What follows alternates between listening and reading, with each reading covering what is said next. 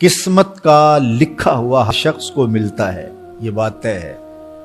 مجھے اور آپ کو وہی مل رہا ہے جو ہماری قسمت میں لکھا ہے، اس سے ایک حبہ بھی، ایک دانہ بھی کم نہیں ملے گا اور ایک زیادہ نہیں ملے گا۔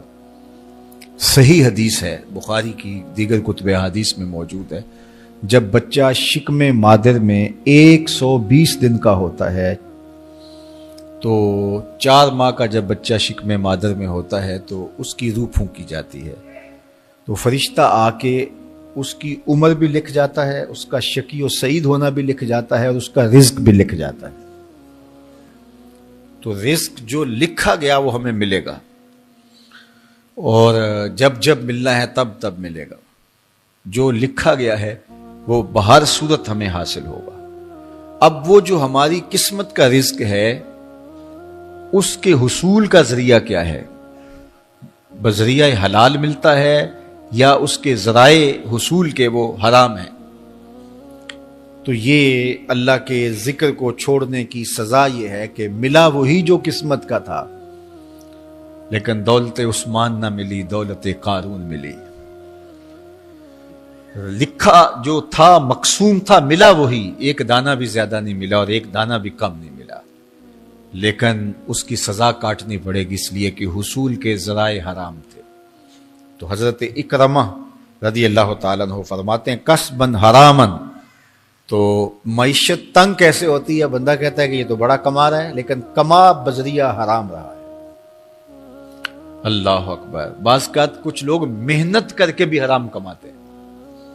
ہم نے دیکھا کہ اس گرمی میں جو لوگ مزدوری کرتے ہیں اور بالخصوص لوہے کی بھٹی پہ جو کام کرنے والے ہیں، کتنا سخت کام ہے، لیکن وہاں بھی جو ہے وہ چاہے 15-20 منٹ جو ہے وہ خیانت کر کے اپنے اس رزق کو حرام بنا لیں اور ناجائز کر لیں، اتنی مشقت کے باوجود بھی۔ کیتی کتری پئی کھو محمد پھر سکہ بنیا زردہ۔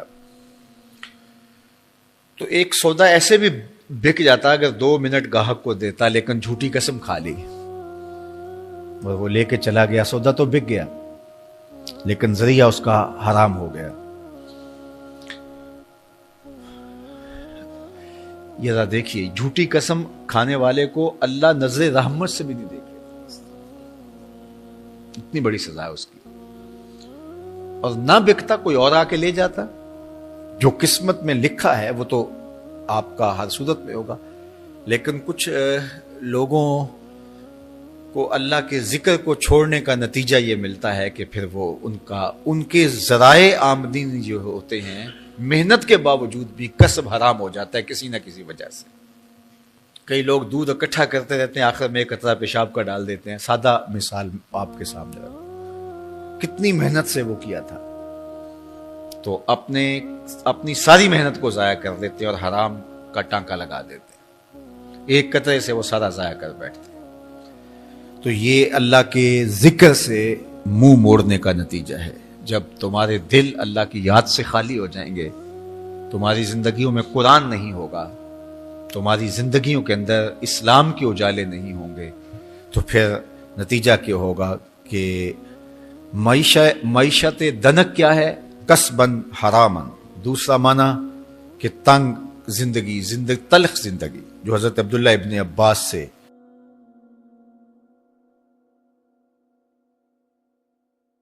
یہ امت خلیفہ بلا فصل، خلیفہ اول، امیر المومنین حضرت سیدنا ابو بکر صدیق رضی اللہ تعالیٰ عنہ کی مرہون منت ہے، ان کی احسان مند ہے۔ اقبال نے کہا تھا امن الناس بر مولائے ما، کلیم اول سینائے ما، ہستی او کشت ملت راچوں ابر، ثانی اسنین و غار و بدر و قبر۔ کہتے ہیں کہ وہ شخص جس نے ہمارے آقا و مولا پہ سب سے زیادہ احسانات کیے، اور میرے آقا کریم نے ارشاد فرمایا میرے اوپر جس نے بھی کوئی نیکی کی میں اس کا بدلہ چکا دیا دنیا پر ہی، لیکن ایک ابو بکر ایسے ہیں جن کی نیکیوں کا بدلہ قیامت کے دن رب ہی چکائے گا۔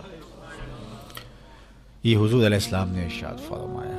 اور پھر فرمایا ما نفعنی مال احد قط، ما نفعنی مال ابی بکر مجھے کسی کے مال نے اتنا نفع نہیں دیا جتنا ابو بکر کے مال نے نفع دیا. اپنا سب کچھ حضور کی راہوں میں نچھاور کر دیا. مال پیش کیا، جان پیش کی، اولاد پیش کی، وقت دیا، ایک ایک سانس حضور کے نام کر دی. کہتے ہیں حضور علیہ السلام کا سایہ نہیں تھا، لیکن ابو بکر رضی اللہ تعالیٰ عنہ سایہ بن کے حضور کے ساتھ رہے، سائے کی طرح حضور کے ساتھ رہے. بدر کے ساتھی، حضر کے ساتھی، سفر کے ساتھی، غار کے ساتھی، حد ہو گئی مزار کے ساتھی. اللہ اکبر. ایک دن حضور ایسے نکل رہے ہیں مسجد نبوی سے تو کوئی لوگ داخل ہو رہے تھے، تو حضور کے دائیں ہاتھ میں ابو بکر کا ہاتھ تھا، بائیں میں حضرت عمر کا ہاتھ تھا. تو حضور ایسے دونوں کے ہاتھ پکڑ کے باہر نکل رہے تھے، تو کسی کو اندر آتے دیکھا تو اس کو دیکھ کر کے کہا قیامت کے دن ہم قبروں سے یوں ہی اٹھائے جائیں گے. میرے دائیں ہاتھ میں ابو بکر کا ہاتھ ہوگا، بائیں ہاتھ میں عمر کا ہاتھ ہوگا. اللہ اکبر. سیدہ کہول اہل الجنہ، جنت کے بوڑھوں کا سردار کہا. ابو بکر فی الجنہ، جنت کی بشارت دی. عشرہ مبشرہ میں سے پہلا نام حضرت ابو بکر رضی اللہ تعالیٰ عنہ کا ہے. فرمایا میرے 2 وزیر آسمان پہ ہیں، 2 وزیر زمین پہ ہیں. آسمان پہ میرے 2 وزیروں کا نام جبرائیل و میکائیل ہے، اور زمین پہ اوپر میرے 2 جو وزیر ہیں، ایک کا نام ابو بکر ہے، ایک کا نام عمر ہے. تو کیا شان ہے حضرت ابو بکر صدیق رضی اللہ تعالیٰ. ہر نبی کا صحابی عظمتوں کے معراج پہ ہے، لیکن جو شان حضور کے اس جان نثار کو دی گئی ہے، اللہ اکبر. قرآن نے بھی کہا نا وَثَانِيَ اثْنَيْنِ إِذْ هُمَا فِي الْغَارِ. اللہ اکبر. 2 میں سے دوسرا. اللہ اکبر. جب وہ غار میں تھے، 2 میں سے دوسرا. اس لفظ کی خوبصورتی ملاحظہ کیجئے. 2 میں سے دوسرا. حضرت عمر کہا کرتے تھے، حضرت صدیق اکبر کا ذکر کرتے ساتھ رو پڑتے اور کہتے کہ ابو بکر میری ساری زندگی کی نیکیاں لے لیں، وہ غار والی ایک نیکی مجھے دے دیں. ساری نیکیاں زندگی کی ابو بکر لے لیں، ایک نیکی غار والی مجھے دے دیں. تو ان کی ساری نیکیاں ایک طرف اور ابو بکر کی ایک نیکی ایک طرف. اور حضرت عمر کہا کرتے تھے کاش میں ابو بکر کے سینے کا بال ہی ہوتا. کوئی کم شان ہے؟ یہ حضرت عمر کہہ رہے ہیں. یہ عمر جس کے بارے میں میرے حضور علیہ السلام نے فرمایا کہ میرے بعد اگر نبوت کا دروازہ بند نہ ہوا ہوتا، میرے بعد اگر کسی نے نبی ہونا ہوتا تو وہ عمر ہوتا.